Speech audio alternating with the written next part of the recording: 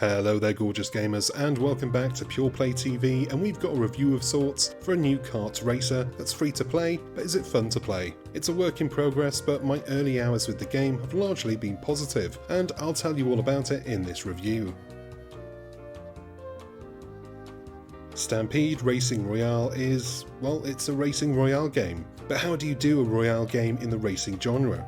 You split the pack across 3 stages. On the first stage, all 60 racers are present, but the last 20 to cross the finish line are eliminated. The second round sees the remaining 40 racers compete for the top 20 spots because again, the last 20 to cross the line are out. And then we're down to the last race, where getting first place or a podium finish means more rewards, though everybody leaves with a little something no matter how they place, and that's where the game's progression comes in.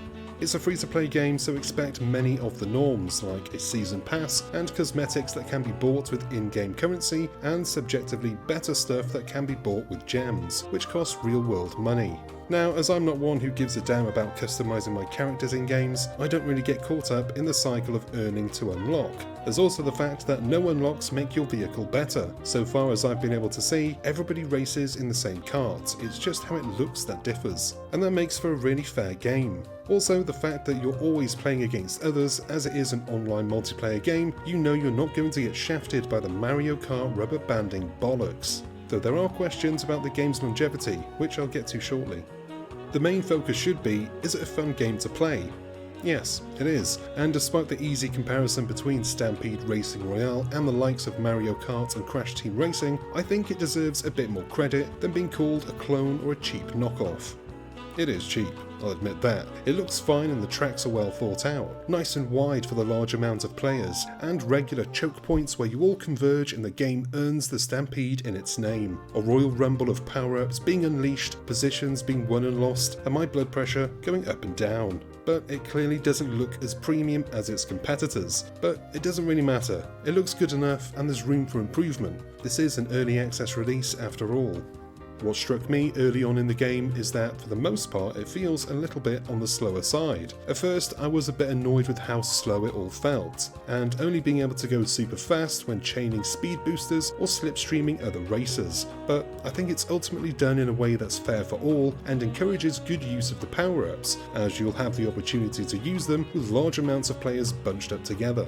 One of my annoyances with the Mario Kart games is that the power-ups, unless they're a red shell or a blue shell, are useless, and I never seem to hit anyone. You might call that a skill issue, but I call it an area where Stampede Racing Royale has the competition beat. The variety of predictable power-ups were fun to use, and I actually got the little joy of hitting others and ruining their fun.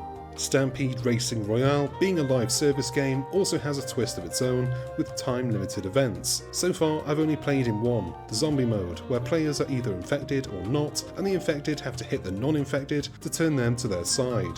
To be honest, I didn't really care for it, and it was difficult to tell who was infected and who wasn't, but I like the idea, and if the game can keep itself fresh with a rotation of game modes that aren't all strictly racing focused, then it stands a good chance, and that brings me back to longevity. Stampede Racing Royale is a fun game, and I can see myself dipping in and out between other games, or having a few rounds while I'm in the bath, but how long until I'm replacing it with another game? With no offline modes to speak of, and sadly no split screen, it's all reliant on the game doing well enough to warrant keeping the servers on. Right now, the game is fresh and interesting, and there are lots of players eager to see what the fuss is all about. But what about in a month? 2 months, 6 months, will those 60 player lobbies still fill up, or will there be empty spaces of players who've moved on elsewhere? It's always a gamble to get invested in a live service game, more so these days than ever before, but considering that the investment is only your time and not your money, unless you feel compelled to buy into the game's economy, then I think it's a fair risk and reward scenario. Just don't get too emotionally attached, and then you can't be hurt when the servers do eventually die. And that is the end of this review, and as it's a game preview early access thing, we won't be doing a normal score. It's free, it doesn't cost you anything, and you can easily try the game yourself. This review is basically not necessary. Well, on that note, thank you for watching. I hope you found the video useful anyway, and if you want more, do us a solid. Go on down below, hit the like and subscribe buttons, and give the bell icon a ding so you're notified whenever we've got new stuff for you to watch. I've been Chris, you've been gorgeous, and I'll see you on the next one. Until then, cheers my dears.